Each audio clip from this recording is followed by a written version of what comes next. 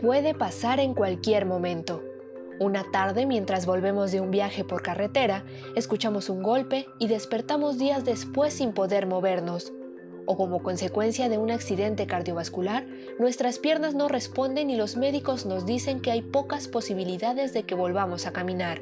O tal vez, al final de un embarazo nos anuncian que nuestro hijo tiene una enfermedad congénita que le impedirá ver durante toda su vida. Los seres humanos somos en extremo vulnerables.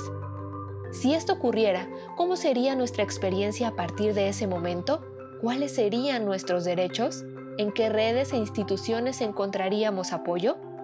La discapacidad de un ser humano implica un reto enorme para todo su entorno doméstico. Millones de familias lo saben porque lo viven de cerca. En cada una hay o ha habido alguien a quien le resulta más difícil aprender, escuchar, desplazarse.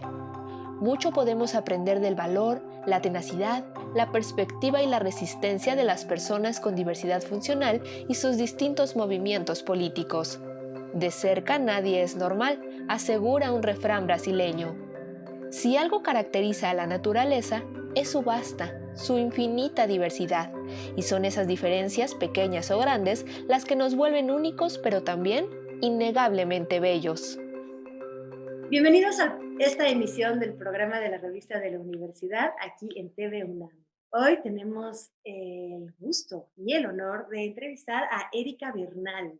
Erika Bernal es psicóloga oncóloga, es artista escénica, es miembro del grupo de teatro llamado Teatro Ciego, es maestra de braille, trabaja en el Reclusorio Oriente con grupos prioritarios y es ciega.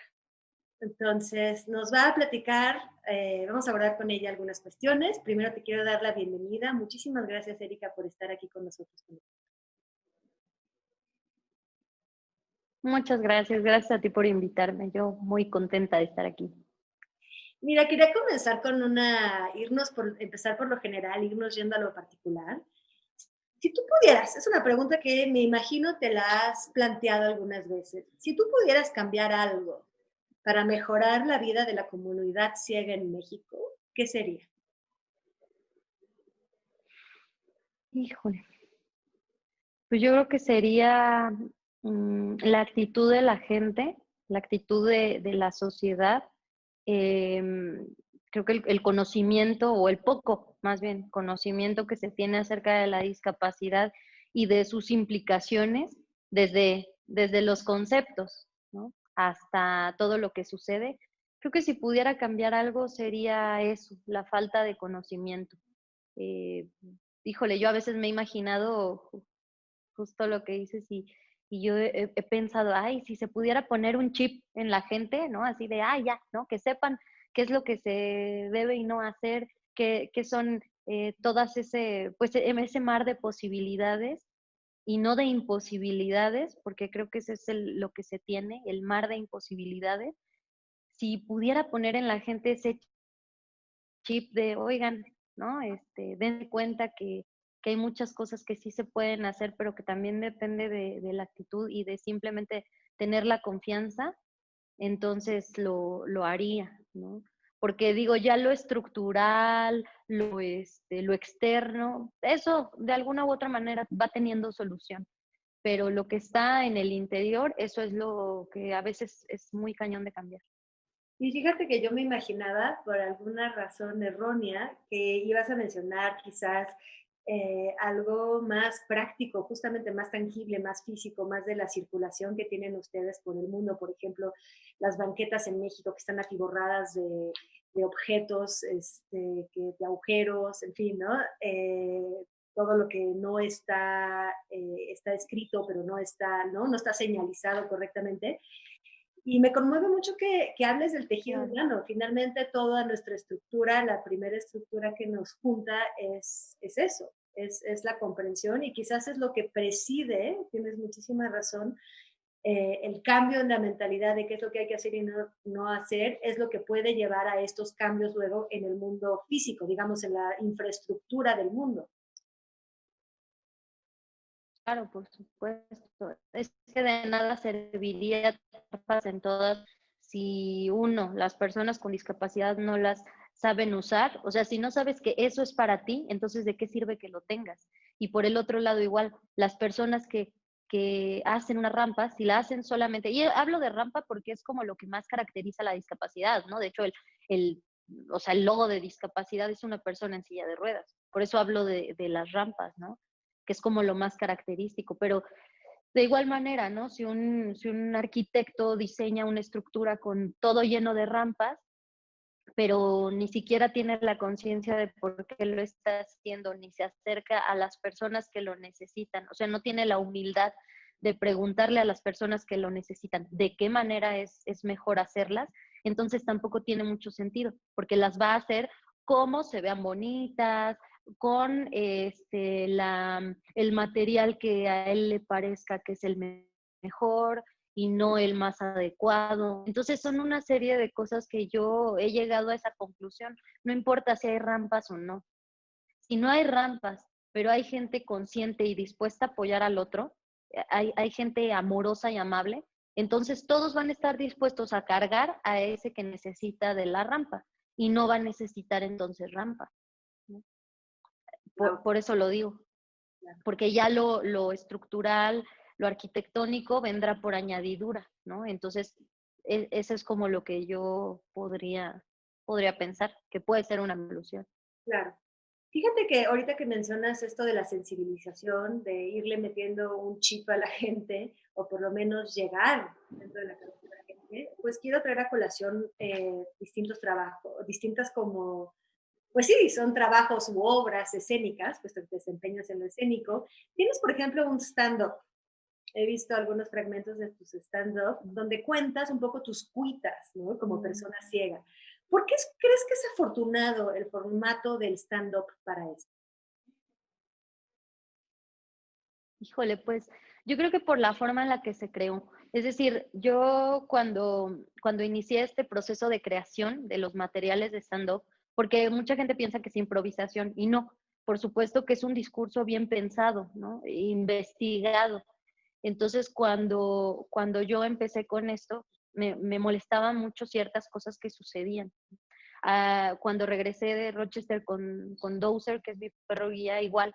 O sea, yo pensaba, híjole, es que está horrible todo esto y yo, ay, me enojaba y le decía a la gente, ¿no? Y, ay, hasta de lo que te vas a morir. Yo creo que si me hubieran grabado ya sería yo la Lady Perro Guía, ¿no? Porque en verdad, o sea, me enojaba muchísimo y decía de todo, ¿no? Hasta que pues me topé con un taxista. Y esta es una anécdota que siempre cuento porque es muy, muy importante y es la que me hizo darme cuenta de todas las posibilidades que yo tengo y los recursos que tengo para poder hacer las cosas y hablar de otra manera, ¿no? Y transmitir de otra manera. Entonces, nada, lo que pasó fue que cuando yo regresé de Rochester, ahí en el aeropuerto no me quisieron subir, o sea, fue el primer bloqueo que tuve en mi propio país, ¿no? De no me quiso subir el del taxi de ahí del aeropuerto para llevarme a mi casa, porque traía al perro.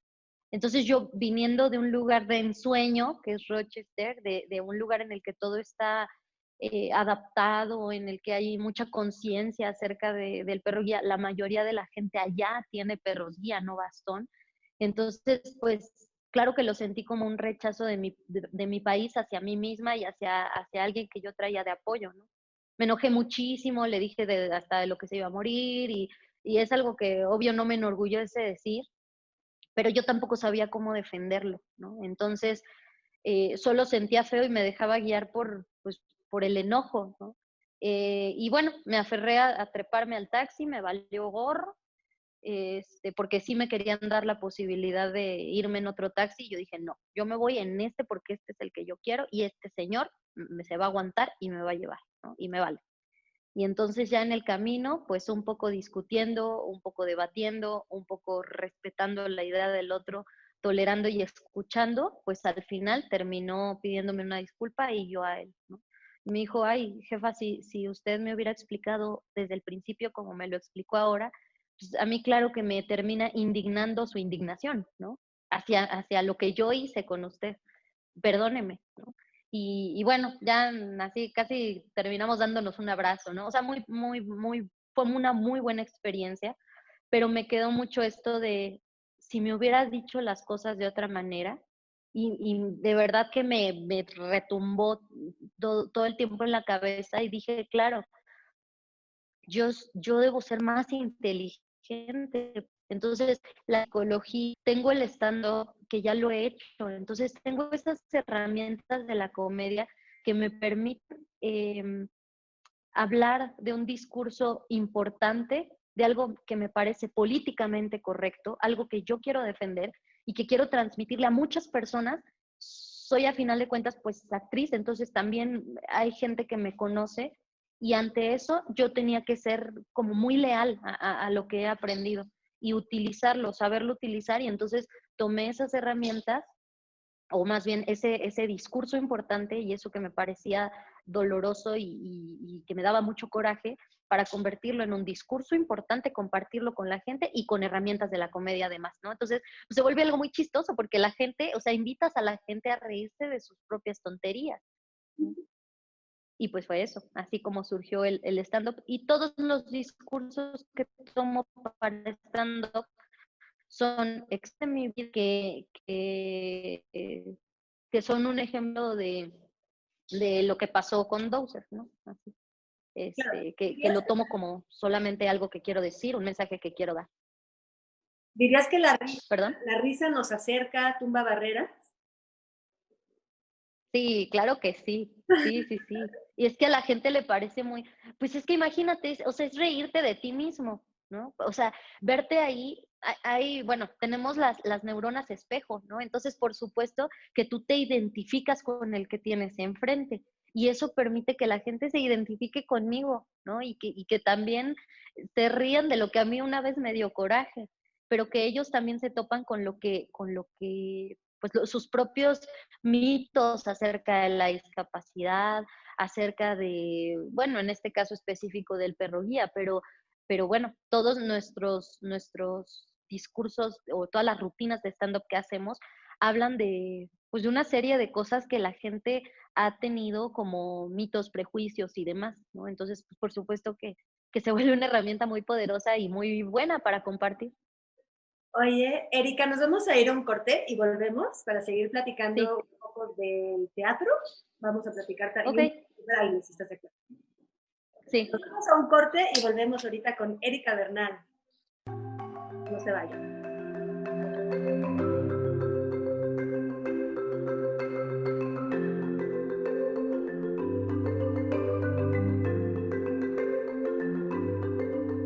Bien, estamos de vuelta con Erika Bernal hablando de ceguera, hablando de discapacidad y sobre todo hablando de sensibilización y de tejido social.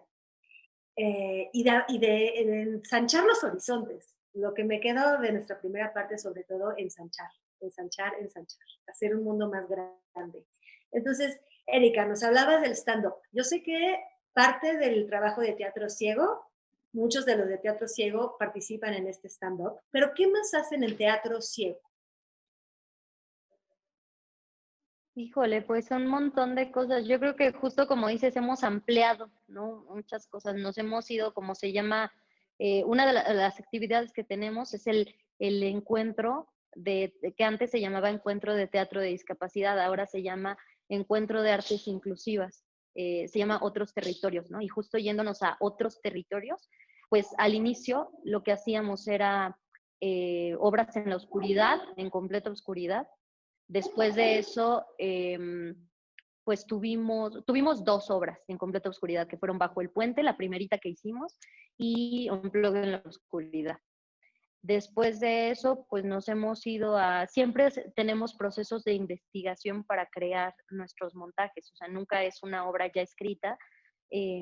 Tenemos otra ay, bueno, tenemos un montón, pero todos han sido procesos así, ¿no? O sea, de que nosotros arrojamos información como una especie de lluvia de ideas, es todo el proceso, y entonces ya después vienen colaboraciones, ¿no? Con dramaturgos, con otros actores y demás. Con esto hemos hecho obras como La mirada del inventor ciego, que fue escrita por Berta Iriart, una dramaturga muy importante en México, una maestra de la UNAM. Y bueno, con Berta Iriart hicimos este primer montaje para niños, Entonces, La mirada del inventor ciego, pues habla de la vida de Luis Braille. Nosotros nunca habíamos querido hablar de discapacidad y esta fue la primera obra en la que hablamos de algo de discapacidad y la verdad es que fue muy afortunado. Tenemos los espectáculos de Top, Avísame si te vas y Los ciegos también lloran. Tenemos Odio que los abrazos no duren más de 4 horas, Oye, ¿y todos? que también por ahí pues fue algunas colaboraciones y demás. ¿Mandé? Pero no, quería saber justo, si todos estos, todo, incluso los que no hablan directamente de discapacidad, son inmersivos. O sea, todo, o sea, Teatro Ciego busca crear, sensibilizar. O sea, ¿es uno de los objetivos sensibilizar o es hacer teatro como también como cualquier otro? No, sí, hacer teatro como cualquier otra compañía y pues simplemente nosotros tener la oportunidad de, como actores ciegos, de trabajar, ¿no? En cualquier área y hemos trabajado pues dentro y fuera de la compañía o con colaboraciones, como te digo, ¿no? Hemos dado pues también talleres, apenas hicimos nuestro primer curso de verano virtual para niños. O sea, fue nuestro primer curso de verano, o bueno, uno de nuestros primeros acercamientos con niños, pero además, en línea, ¿no? Entonces ahora hemos descubierto también muchas cosas en línea. ¿Sientes que Pero, pues no, o sea, no es el objetivo, sensibilizar, pero por supuesto que se da por añadidura, sucede. crees que los niños son más receptivos? ¿Es mucho más fácil lograr que los niños sean incluyentes, sean empáticos? Pues simplemente son menos prejuiciosos, ¿no? Y son directos. O sea, a ellos no les da pena decir, ¿eres ciega? ¿Y por qué tienes tu cámara chueca? ¿No? Y entonces ya, o sea, creo que hay menos bloqueos para poder comunicar con los niños.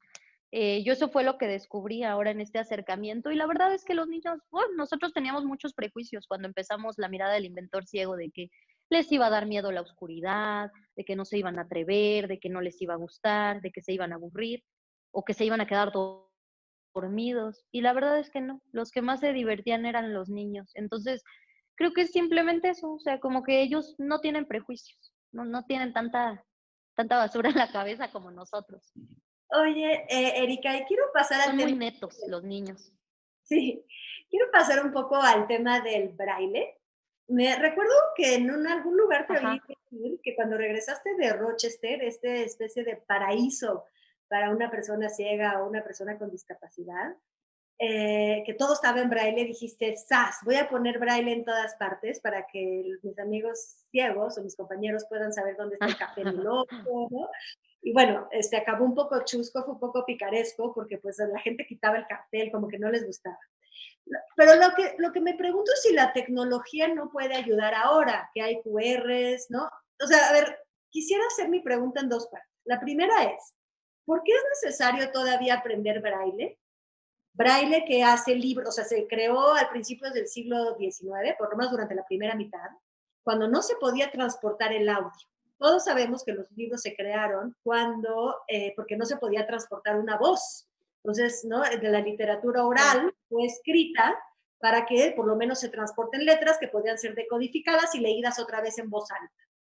El braille, pues va en la misma idea. Hoy que tenemos audio, ¿por qué sería necesario seguir con el braille si podríamos tener todo en audio? También pensando, última cosa, que el braille hace libros muy pesados, muy onerosos, y también lo sabemos porque ahorita hicimos este número de la revista, hicimos una versión en braille. Entonces, Sí. eh, explícanos por qué sigue siendo importante aprender. Mira, yo defiendo el braille, el aprendizaje del sistema de lectoescritura braille, porque para ser adulto tienes que ser niño, ¿no? Para poder volar, pues, o correr, tienes que aprender a gatear primero. Yo siento que, y creo firmemente que el braille son los cimientos. O sea, para tú poder aprender, eso en una cuestión educativa, que creo que es muy importante, para tú poder después trabajar y que nadie te esté criticando que tienes mala ortografía, tienes que aprender a leer y a escribir en braille, porque eso es lo que tocas. Cuando tú estás solo escuchando, nos volvemos flojos, la verdad. Hay muchas personas, muchos jóvenes ahora que ya no saben braille y que dicen es que no lo necesito porque tengo la tecnología. Y si bien la tecnología nos ayuda un chorro, pero creo que para el ámbito educativo es importante saber el braille, porque es tu formación, porque es donde vas a aprender cómo se escribe una palabra. Para aprender inglés, por ejemplo, pues tienes que saber igual, o sea, la ortografía, cómo se escribe, porque no se pronuncia de la misma manera que se escribe. Entonces tienes que saber que se escribe THE, ¿no? O que ese tipo de cosas solo las aprendes tocando con el braille. Solo las aprendes pues como cuando éramos niños, ¿no? Entonces yo perdí la vista a los 12 años y a esa edad tuve que volver como a la niñez para poder aprender todas estas cosas, para aprender el braille. Y yo soy de las personas, pues la verdad es que no es que me jacte de decir que tengo súper buena ortografía, por supuesto que tengo mis fallas porque hay olvidos, ¿no? De los 12 años para acá, pues hay olvidos de cómo se escribe una palabra y hay confusiones, ¿no? Todavía. Pero sí sé que soy de las que menos tiene tan pésima ortografía, o sea, entre los ciegos, pues eso es algo que nos caracteriza mucho, tristemente, que tenemos mala ortografía, pero es por supuesto, pues porque tú te basas en lo que escuchas y no en lo que estás viendo. Y muchas veces el aprendizaje de la ortografía, o bueno, la gran mayoría, es porque tú visualizas y tienes la imagen de cómo se escribe la palabra. Si la escribes mal, pues como que la ves rara, ¿no? O sea, como que dices, ay, no, como que se ve rara. Y entonces cambias la letra y dices, ah, sí, así se escribe, ¿no? Entonces, en el braille sucede lo mismo. Por eso yo creo que sí es importante el braille, también es importante acompañarnos de la tecnología, pero como base y para tener una mejor ortografía, el braille, Claro, lo que hablas definitivamente. no es como una pedagogía. Tú no podrías concebir que fuera ya un mundo totalmente oral, que no pase por lo escrito, de alguna manera. No, por supuesto que no. Tenemos todos los canales de comunicación o sea, y el braille pues es uno de ellos. Oye, dime algo, la vida virtual, que cada vez se impone más, sobre todo ahorita en tiempo de pandemia, ¿mejora la inclusión o la obstruye todavía más? O sea, hay muchos obstáculos en la vida virtual.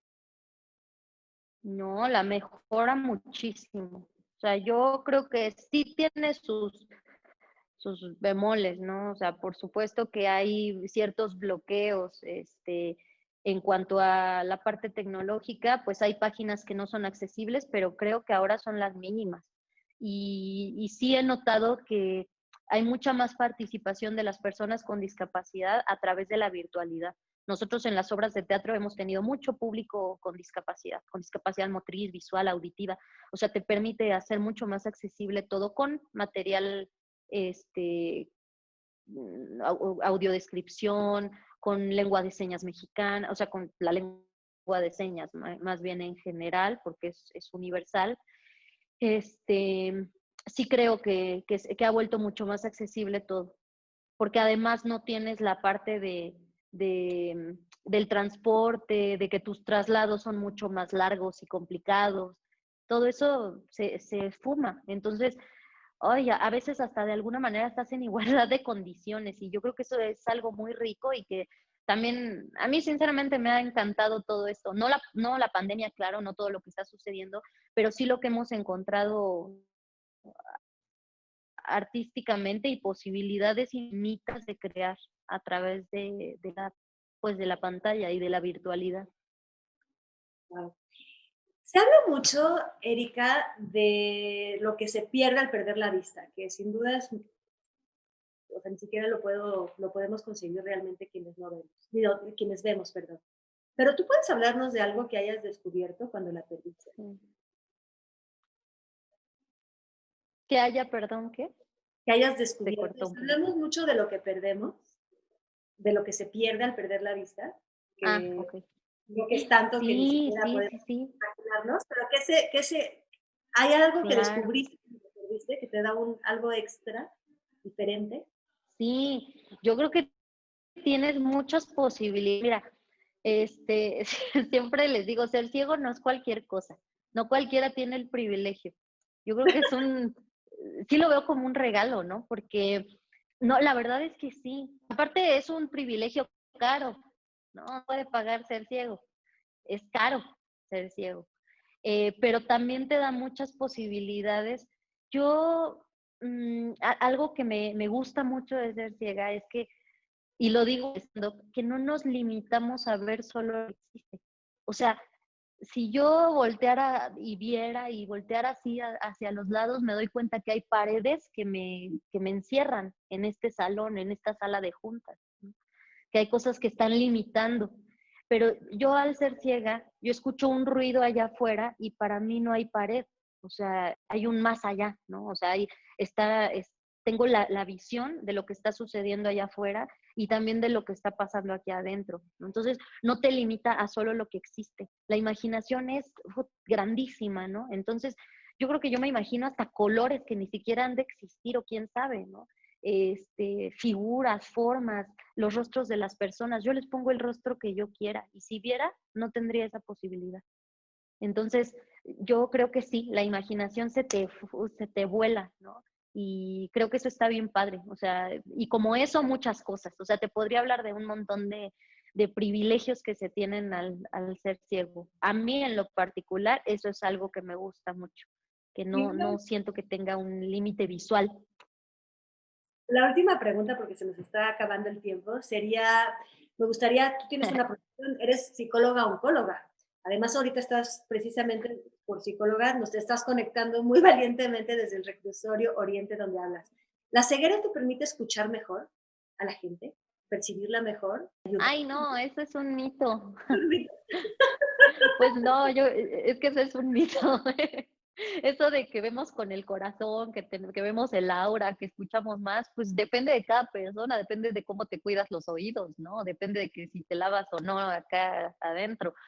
O sea, pues por supuesto que no todos escuchamos mejor. Sí creo que pones más atención a otro tipo de cosas, pero hasta ahí, ¿no? O sea, pues sí, porque te vales de otras cosas, de lo que tocas, de lo que escuchas, de lo que hueles, ¿no? O sea, por supuesto que sí, es una referencia más, ¿no?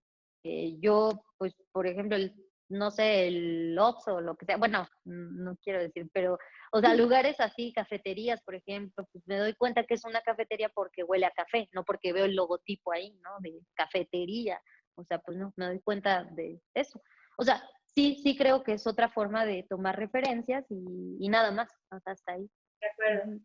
Oye, pues Y no me acuerdo qué otra cosa me preguntas. es todo. Pues muchísimas gracias, Erika.